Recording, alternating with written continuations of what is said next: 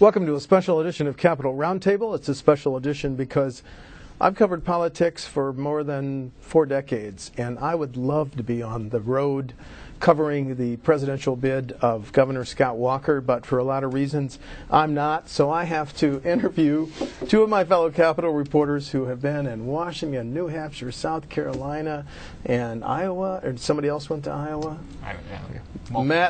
Matt DeFour of the Wisconsin State Journal, Patrick Marley of the Milwaukee Journal Sentinel just got back into town. Hope your wives and kids are okay with you being gone so long. Look, it's a pretty good assignment, right? I mean, it's grueling, but talk to us about covering the national campaign. Go ahead. It's definitely a change of pace. I mean, we are, when you're covering the state capitol here, it's very intense. There's lots of stuff happening, but to be rubbing elbows with reporters from the Washington Post and the national press as you're covering national candidates. I was at the Conservative Political Action Conference, again, outside D.C. Outside D.C., doing these sort of scrum interviews with people like Ben Carson and Ted Cruz, and who's announced that he's running for president today. So Liberty. and Governor Scott Walker, our own governor for the, we don't have governors from Wisconsin running for president. I think you were saying ever. I mean, we've had former governors, but Bob LaFollette was not a governor when he ran for president as a progressive. Tommy Thompson was not a governor when he ran for president. But anyway, I'm sorry. No, so it really is just it's a historic sort of situation to be in, and I'm just sort of riding the wave right now, seeing what happens. But I know you well enough, Patrick. You don't get starstruck, man. So.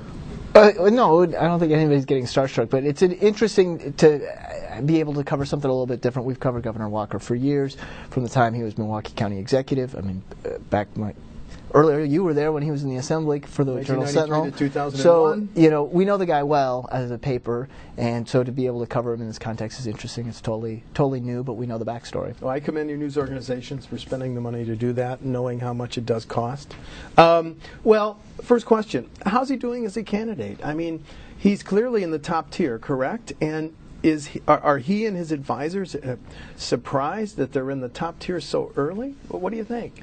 I mean, I would say maybe caught off guard a little bit, but when you talk to the people who are coming to these events, and there's hundreds of people who are attending these fundraisers and these meet and greet events, I mean, you see where Scott Walker has checked all the boxes heading into this 2016 election, and they just see him, especially on paper, because that's mostly what they know about him, is things that they've read through the media over the last 4 years.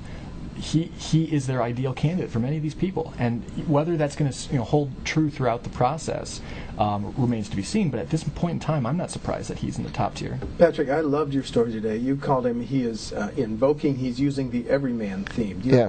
Please elaborate on that. Sure. I mean, it really struck me in South Carolina. He had 4 events. 3 of them were open to the press, or actually I guess he had 5 because he did one with the NRA. So we got to go attend 3 of them. I guess Matt got to hear one of the 4th one. You really see him, as he develops a stump speech, talk about, I'm just an everyday guy. I come from humble roots. My dad was a preacher. My mom was a part-time secretary. He even talks about the years that they grew up and how his mom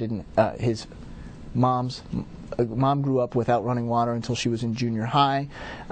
He talks about the Packers. He talks about raking leaves. He talks about all these kinds of things that everyday, ordinary people do, and that really resonates with the audience. He talks about flipping burgers at McDonald's, his first job washing dishes at a local restaurant, and people just relate to that, especially when they're frustrated with Washington politicians, and Jeb Bush is a candidate, and they might not directly critique those other people, but they say, we like somebody from outside Washington. We like somebody who can relate to us. Is he still using the example of the threats during the Act 10 controversy of someone threatened to, it's a bad term, but I have to use it, gut his wife like a deer? Or has he dropped that since your paper reported they can't find any written? Right. Well, yeah, the issue there, I mean, he definitely, on his big speech at the Iowa Freedom Summit is where that was really showcased, and got that audible gasp from the audience when he mentioned that. I think he did mention it in a couple other settings after that, but not really since. Not in New Hampshire, not in South Carolina. It didn't come up in his CPAC speech. the issue is, again, he's got his bodyguard and the Capitol Police Chief vouching that there was this threat, but there's no record of it, and there's plenty of record of other types of threats that he was, that they received, that they investigated. Physical violence. So if it was such a serious threat, where is the evidence of it? And so it's, again, he's got somebody backing him up, but it's just a little strange that he doesn't have that evidence. Although he doesn't cite that particular example anymore, or seemingly doesn't, he does talk about threats during Act 10 and its enactment. He uses the example of, he says his sons were targeted on Facebook, and then he tells a story just very briefly about his parents, and I think at least one of his kids were with him, being talked to in a grocery store in what they saw as a threatening manner. So he uses that message. That really resonates with his supporters, this idea of the recall.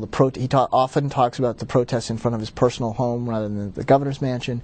And his supporters see him as somebody who's been under siege, sort of put through this crucible and survived, faced this great controversy and overcame, came out on top at the end, and they love that story. And just to add to that, he actually added a new story I heard for the first time in South Carolina this weekend, where he talked about, and it's not new to us, but the zombie protesters during the Special Olympics event in 2011. Yep. One at the law enforcement memorial. Right, and so that was, maybe he swapped the gutter like a deer for that, because that seems to also have that same kind of impact on the voters as being, oh my God, Well, you mentioned his sons. His sons have now announced they're going to take semesters off from UW-Madison and Marquette to campaign for him. He wants to ride across New Hampshire in a Harley. Let me ask you this. Can you envision any set of circumstances under which Governor Walker does not run for president? I suppose I could imagine one, but it seems like he's all but in. I mean, I have very little doubt that he will run for the presidency. I mean, something could come up, right? Like some kind of health emergency or a huge gaffe or a change in the geopolitical scene that made him change his mind. But it seems like it's not a likely presidential campaign. It is a presidential campaign as far as I'm concerned at this point. With Senator Ted Cruz in today, what's your thought, Matt, on the timing of when the governor is going to formally announce? My prediction at this point is, and maybe this is naive, because again, I've never covered a presidential campaign before, but he really likes going back to this line about how we celebrate our independence on the 4th of July, not on the 15th of April. That's a huge line he has. Right. July 4th will be right after the budget wraps up in this state. I don't know, maybe that's when he's looking to announce. But I'm sure he's not the only one thinking that day. So. Right. Yeah, it does seem post-budget, which is supposed to be done by Does he emphasize the same themes in New Hampshire, South Carolina, CPAC, that he does if he's cutting a ribbon in Green Bay? Well, he doesn't even emphasize, I don't think, the same themes. I mean, he does if you took a skeletal look at his stump speech, there's certainly, but he's got some different emphases, in terms of, I think I heard more of that religious theme in Iowa and South Carolina at times than I did in New Hampshire. But he doesn't abandon the religious themes also in New Hampshire. So, I mean, there's a lot of similarities. And then whether it's the same in Green Bay, you probably would have a better sense of that. Well, I would agree with Matt on sort of the speech as a whole is the same. It's the same framework, and it's tailored a little bit different. I mean, just look at the way the physical appearance that he had in South Carolina versus New Hampshire. New Hampshire, he's wearing this like fleece sweater that he said he got at Kohl's for a buck. He gave up the blue shirt and red tie, which you and I have covered forever. Right. It was back to that in South Carolina. Okay. At one event he had the coat off, but really, if you put on a red tie with me, pretty similar. That's kind of his standard, almost his uniform, and that's what he had in South Carolina. In Iowa, he had the sleeves rolled up. He kind of goes to fit the scene. And likewise with his message, we heard a y'all or two and a praise to barbecue in South Carolina. And in New Hampshire, I guess it's after he gets back from New Hampshire. So the overriding theme is the same, but he caters to a specific audience, just like any politician does. Is he talking more about foreign policy? Now, he's going to Israel in the spring, maybe next month.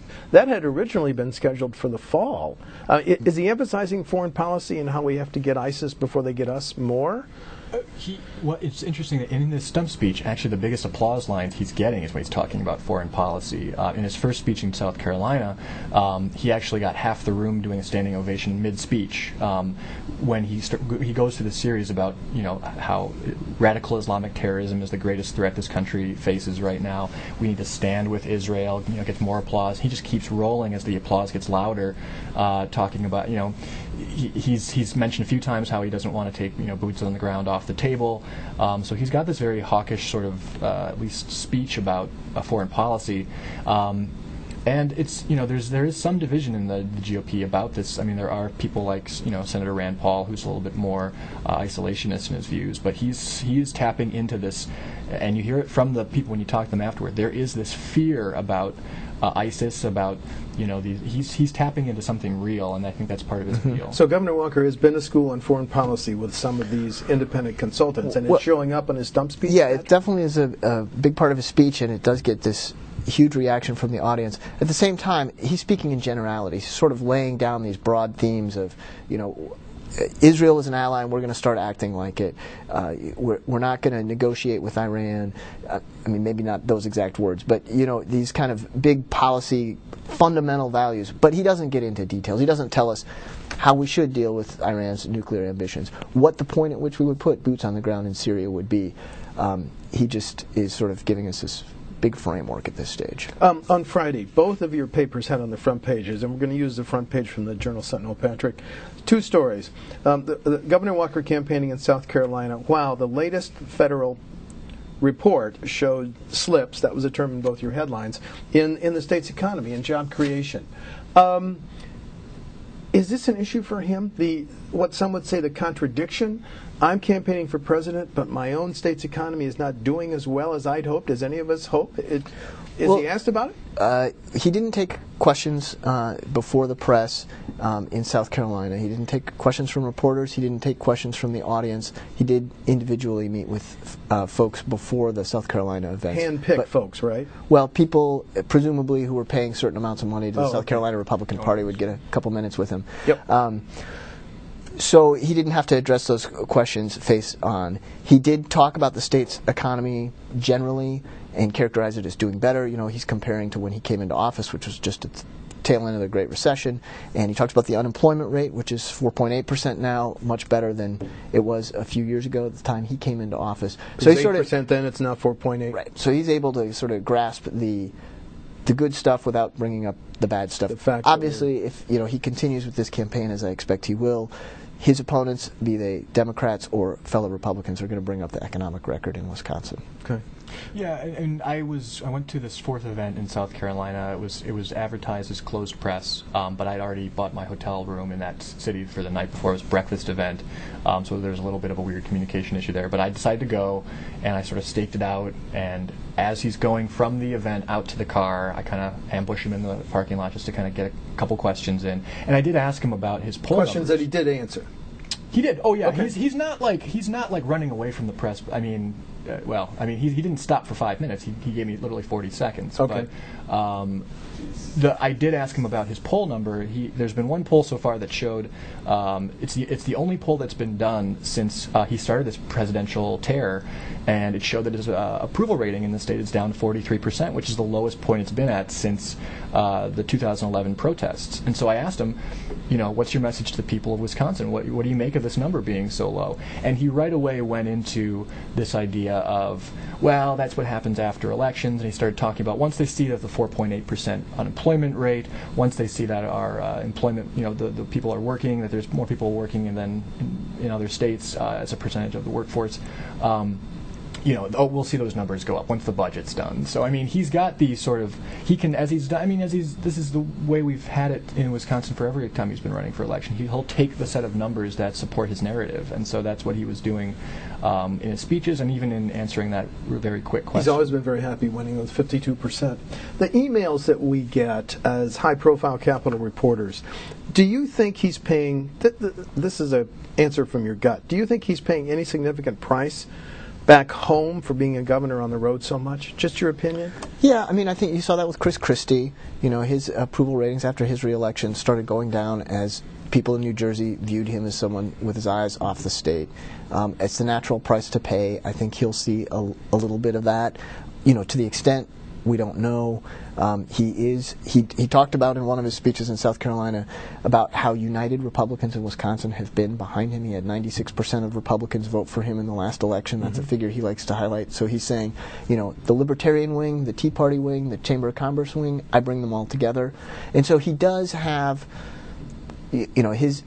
his base may be different than Christie's, and maybe that'll help buoy his rating at home. But it's got to be a concern for him. It's got to be something that he keeps his eye on. Well, and on the stump speech, he's also hit independents pretty hard. Definitely. He talks about getting what he's been getting among young voters, and he talks about independents. And that poll I mentioned also showed a big drop-off in independents. And we've seen, from like John Torinas in this state, putting out some pretty blistering comments about the sort of the absentee governor. And I mean, I don't have a full sense here as to whether it's catching on, but I think as we see more polls from maybe Marquette in a month or so, that storyline might get more play. But from your story, Matt, I got the idea that having just signed the right to work law, he used that pretty effectively in South Carolina. Oh my goodness! Which only 2.2% of South Carolina workers are unionized. Do I have that right or wrong?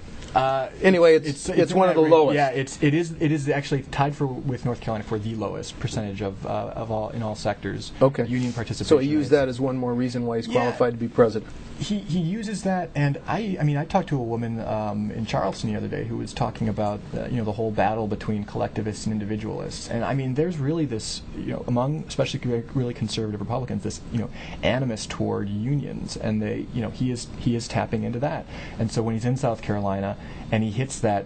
We became the 25th state in the country to, I signed into law right to work, and gets it. That's a huge applause line in South Carolina, and in New Hampshire, in fact, which is a state that has tried to pass right to work but has had it vetoed by a Democratic governor. He was also using it. Because he's talking to his base in New Hampshire, and so. Yeah, he's for something that he was previously saying as a distraction that he wants to work with the private sector. There are partners. It's come around to use it as a... Yeah, I think there's a little something curious about that, but people in those states don't necessarily pick up on that. Patrick, what has he learned about the evolution questions and is President Obama Christian questions? Well, I mean, he's engaging with the press a lot more, and it may be because of those questions. I don't know. But Governor Walker, who ordinarily is someone who's very available to the press, has been as governor, was as a candidate before 2010, was as county executive, was known for that in the Assembly. He's kind of pulled back from the press in a pretty significant way. We've had very few opportunities to speak to him in Wisconsin. In South Carolina, you're just 100 feet away from him, but the press doesn't get to ask him those questions. So he doesn't gaggle after he talks to the NRA, no, right? He does not. He's just ushered from one to another? In New Hampshire, he did speak to the press very briefly, but it was a situation that he couldn't control. He ends, and the press sort of floods around him and gets in a couple of questions before he steps away. Very different than how he had previously engaged with the press, where he'd set aside a specific time, talk to the press for 10 or 15 minutes. But let's talk about the press. Have the largest news organizations, the NBC, ABC, CBS, the New York Times, the Washington Post, have they assigned now permanent Walker reporters to his campaign? Most of them, many of them. Yeah, and I don't know if they're exclusively on Walker, or if there might be, because there's 14 or 15 Republicans, but they're... Well, I was going to ask, how big is the traveling herd now following Governor Walker? Well, it's interesting. I mean, New Hampshire, you saw a lot more press than South Carolina, and I think that's a function of its proximity to Washington, D.C. The National Press Corps is based there, and so to get to New Hampshire, very easy for them. To go to South Carolina is, takes more. So you saw, representatives of the Washington Post and New York Times, conservative website, Daily Caller, others, and of course the AP and Reuters showed up. So there was a healthy press presence, but nothing like New Hampshire. Does the national media come to you guys who covered him for a while to ask you to fill in some of the context on our governor? I actually, this is sort of a 2016 campaign moment, because I just read stories over the weekend about how Meerkat is going to be the new medium. Have you heard of Meerkat yet? No, enlighten me. Yeah, Meerkat is apparently it's an app you can download on your phone, and you can live stream video. And so I just read a story about how this is going to be. 2012 election was the Twitter election, and this is going to be the Meerkat election, where you have people doing live stream videos. And so when I was in New Hampshire, just waiting for his speech to start, maybe about an hour before, Mark Halperin from Bloomberg, I approached him to start talking to him. He's a Bigfoot. He's a big deal. Go ahead. And all of a sudden he was like, "Hey, do you want to do a Meerkat interview?" And I was like, "Excuse me," and And so I end up doing it was maybe 5 to 10 minute interview where he's just asking me a bunch of questions about Scott Walker back home, and I find out later that it's being live streamed to like 29 people. Really? Yeah, but I bet those are 29 power brokers. Well, I don't know. I mean, they're probably 29 like huge political junkies, just sort of who have this app on their phone. Yep. I mean, it's and maybe David Koch. I don't know. I mean, it's who knows, but like it's just like it's a weird new thing that I'm sure we'll be hearing a lot about as the new medium. The medium is the message, right? So. Right. But I mean, they ask us questions. I found some of them were asking me questions, but at the same time, it gives us an opportunity to ask them questions because we're following Scott Walker. Yes. We're not following Jeb Bush at the level of detail. So for us to be able to sort of caucus with them for a minute to say, okay, Scott Walker's not taking questions. How does that differ from what Jeb Bush is doing when he's going to events? It gives us an opportunity to sort of get a different perspective on some of what's happening with Walker that we otherwise wouldn't have. Which calls up this question. Who do you think Governor Walker thinks is his biggest rival for the presidential nomination? Oh, Bush. For Bush? Sure. Yeah, I mean, Does he mention anybody else? I mean, He I didn't come from a rich and famous family. Clearly, a reference to Jeb Bush. Right, and we need a name from the future, not a name from the past. Right. If we're going to take on Hillary Clinton, another reference to Bush. I'm having trouble thinking of other times where he's made even an oblique reference to another candidate. Those were clearly aimed at Bush. Kudos to your news organizations for spending the money to send you to travel, cover our governor nationally. Does his presidential campaign recognize that you guys are coming from the Capitol and give you heads up on his next two events? Or do you have to get that from the other national media? What type of cooperation do you get from his presidential campaign? I don't know that we hear about it any earlier than anybody else. I also don't know that we hear about it later than others. I mean, we got, South Carolina, the South Carolina events, I think I first heard about CNN had put out an alert that there were 4 events. NRA, and he met with the governor, and right. It was five events, actually. If you can count the NRA, it's the 5th event. Okay, excuse me. So, and that was put out by the South Carolina Republican Party. They were the ones who sort of announced that. So you kind of got to watch on all fronts to see where he's going to be next, because it's not like they tell you, hey, he's going to be in Florida this weekend raising money for the Republican Governors Association and at a retreat for the RNC. They don't tell you that he's going to be in Arizona. You just sort of pick these things up. Sometimes we are the first ones to find out about him, and we write something, and sometimes we just see something on Twitter, and then you follow it up to make sure it's true. Well, your news organizations, again, kudos, has invested thousands sending you this far. How much more national campaign coverage can your organizations afford? I mean, are they all in here? I can't say for sure what the long-term strategy is. I mean, I think we had justifiable reasons for going with him on these first trips to South Carolina and New Hampshire. I think CPAC was kind of exciting, given that he was really in the moment, and that I think at every turn they've been pleased with the kind of coverage we've gotten. But as it starts to get maybe more repetitive, they might start to think, maybe we got to pick our spots differently. But I mean, we're having that conversation now about, okay, do we go with him to New Hampshire? He's going to be back, in less than a month. He's actually, I think he's probably flying from Europe during this trade mission he's doing straight to New Hampshire for this event. I don't know exactly what his schedule is, but it's like the timing lines up in that kind of a way where you got to wonder. So are we going to go to this? It's another cattle call among, again, a dozen presidential contenders in New Hampshire. Do we go to that? Maybe. I'm not sure. I think you guys are going, right? I think we are. I mean, we have an advantage of having a Washington, D.C. bureau, which makes New Hampshire a little easier for us. But, I mean, the fact is, as this campaign mounts, there's going to be more and more out-of-state events. We're not going to be at everyone. That's logistically impossible for us. So like you said, pick your spots. We wanted to be in South Carolina because it was Governor Walker's first time there, and it was important. We felt it was important to tell readers here what the impression of your typical Republican in South Carolina is. Same thing with New Hampshire. He said in both New Hampshire and South Carolina he's going to be there over and over and over again. We will try to be at as many of those as we can, but we're not going to be able to get all of them. But Governor Branstad has said to do well in the Iowa caucuses, you have to be in all 99 Iowa counties. I'm sure he'll do that. I mean, I agree with Governor Branstad that is a key ingredient to winning the Iowa caucus or placing very well. It is next door. Governor Walker has an advantage over other candidates in that it is right there. He can. But you can't be in Winneshiek County, Iowa. when our governor is at the Wenatchee County Republican. I mean, here's my point: the Republican National Convention, July 18 through 21 of 2016. It's a long ways off. Your organizations have now may have to be pretty selective. Although I hope to keep spending money to send you guys there. But right. Iowa's was easy for us. I mean, because just as it's easy for Governor Walker, it's easy for us. You know, we don't have to buy plane tickets, just a couple hours in the car, so we can be at most of those events, I would expect. Okay. Do you guys enjoy the campaign trail? I mean, I've been there.